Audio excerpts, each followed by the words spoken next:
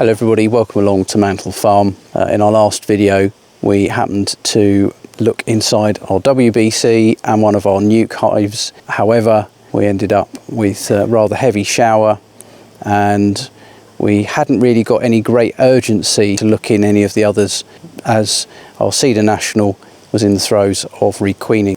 If you remember in our last video, Roger moved some of those frames around, and the general thought process is that if you move the newer frames from the outside further in and then hop the old frames out one each time, you're encouraging the worker bees to draw out the comb on those new frames, and therefore the queen can actually lay her eggs onto those frames, and you've got yourself some nice new frames. So let's take a look and see how they're looking today. With a bit of luck, all is going as we'd expect.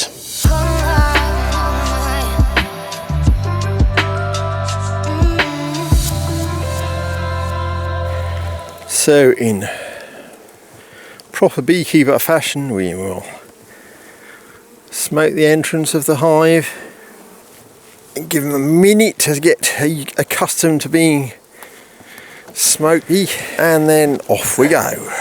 Oh, it's quite heavy. It's a good sign. That means that they're moving stuff out of the brood area up into the super, which is what we want. On the two counts that, you know, this is our honey crop and it's also making room for the queen to lay. See, the interesting thing here is this hive is bringing in and using a lot of propolis, and yet we're not seeing that in the national. Yeah, it's down to the particular bees. Some colonies do and some colonies don't. Nearly all of them get more propolised towards the end of the season when they start sealing everything up for the winter, which presumably is governed by day length. There's a lot of it on there between the frames as well. They don't like things to be loose ever, so if they step on it and it goes twang, then they'll stick it to the next thing over so it doesn't go twang when they step on it. What we have to bear in mind is, of course, that bees, when they're actually in the hive, they're in the dark, so their whole life is vibrations, smells and tastes. There is no light, they cannot see. Where the eggs are just hatched on that one, I don't know if you can see it with your camera, but a lot of those cells are actually overcharged with royal jelly, which is the glandular food that the bees put in there to start with. Normally there wouldn't be, I mean, like that one, no, that's a larva, but that one next to it, there's a lot of, and that one, there's a lot of royal jelly in those. That's because it's a new queen, right, who's recently started laying, so there's a lot of bees in here still, and so they're all sort of overcharging the cells as they get more eggs laid and the brood is more spread out, so that will, the amount of royal jelly in each individual cell will reduce. And there's one here trying to get rid of a drone that's died. Having a lot of trouble with him because he's twice her size. Right, that's a frame that was foundation and is now foundation and partially drawn there. Even though they haven't finished any of these cells really, they are actually putting nectar in a lot of them, or you know, some of them. Yeah. But it's just like a temporary measure, a stopgap. We'll just chuck it in there until we get time to deal with it properly. Same on that side. And the same on that side, slightly better drawn on that side, which I would expect because it's nearer to the centre of the box. So what I'm going to do is turn that one round, and hopefully they will then draw the other side and even it up a bit. Even more seal brood. Some little bit of drone. Little bit of drone down the bottom. A few larvae at the bottom. She's laying really well. Pollen Well, she was when she did these. Well, yeah, that's true. Yeah, this is sealed. Say that, and then you find that she's swarmed again. You manipulated the frames last time, didn't you? Yeah. Do you think that's working out as you would expect it to? It seems to be going along. I mean, I was hoping to get some of the older ones out. So basically, this one and that one, I hope might come out this week. But we're not going to take that out because it's got brood in it and new brood, so that's going to stay. But they have either drawn or started drawing all the foundation that we've seen so far. We've had 2 frames of more or less solid sealed brood. We've got another one there. Again, it's not a very old frame. Over the next week or so, there's going to be a lot of bees. At least another 18,000 bees emerging. So have we seen brood on every frame in some form? Yeah. So far. Bar one. There was that one frame. Oh, the one that just started drawing. That's it. Yeah. I mean, even that had food on it. So I don't think they're suffering a June gap. I'm not sure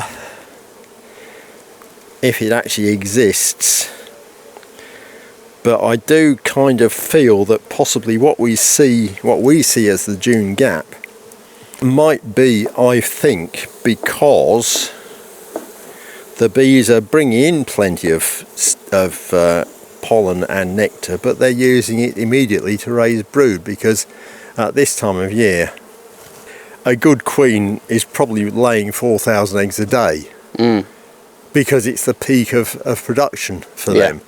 And that means that they're then going to be needing quite a large amount of both nectar and pollen to feed those larvae, so it's not being put into the cells and stored. And that's perceived as a sort of a dearth. We see that as oh, there's nothing coming in. Well, no, it is coming in, but it's just being used immediately, whereas on this occasion the super is getting heavier, as well as they're producing all this brood and this new wax that they're working on this foundation with. So these are looking really good. Our main objective is to have a good colony of... Yeah, my main objective here is to have a worthwhile colony of bees for people to look at. Right, I would say that could use another super. So there's a pollen, pickled pollen? Yeah, lots of pollen on that one. So I mean, once they get a new mated laying queen in there, they're all ready for the off. Oh look, there's a varroamite on that drone. Oh yeah. One we accidentally pulled out, and it's still alive, the little monster. So we've had a look at all of our colonies, our WBC, 9 frames of brood. We've actually added a super on. Roger's popped the old super to one side and put some new frames with mostly foundation directly above the brood box, and then returned the original super back on top. So it's closest to the brood and closest to the heat source, and hopefully it encourages them to start producing some new comb.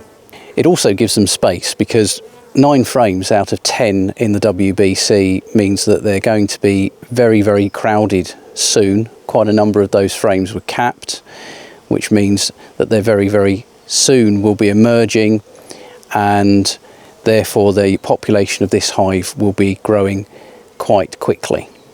On Nuke, with our marked queen, we saw her once again, but on a frame with no bees, no brood. We're pretty sure that she's probably not mated. If she is, she's not being fed, or something's going on. Although they've got stores in there and they're bringing in some stores, there are very few bees. Oddly though, they've created 2 charged and sealed queen cells, emergency cells, which may well hatch within the next few days, and it's quite possible that they will kill the first one out, may kill the other one, so only one will emerge, and possibly kill the queen in the process, the actual queen that's walking around at the moment. She's not of any size, she's quite small, and again we're not seeing any brood. The other one, we saw the virgin queen. We had a bit of a thing happening on Sunday, again with one of the training courses. Jill and I had a little look through the hive with some of the guys on the course, and as we were doing so, we were just checking, and there were quite a few, believe it or not, there were even more queen cells sealed, and we were just opening them up and just having a look to see whether what was inside them, and out of virtually all of the ones that we did that to out crawled a slightly premature virgin queen. And the cell which I'd left with, if you remember, the drawing pin and marked that cell with on the top bar of that frame, that was looking fantastic. That was completely sealed. It was really big, and as one of the guys on the course was holding that frame to one side for us, she emerged. So we've donated her to one of our nuke colonies, and one of the other virgin queens is now inside the Cedar National. We didn't see her today, but we did see evidence that they're preparing for a laying queen as they're polishing up those cells. In a few weeks' time, we'll be seeing eggs in abundance with any luck. All the best, and we'll see you next time.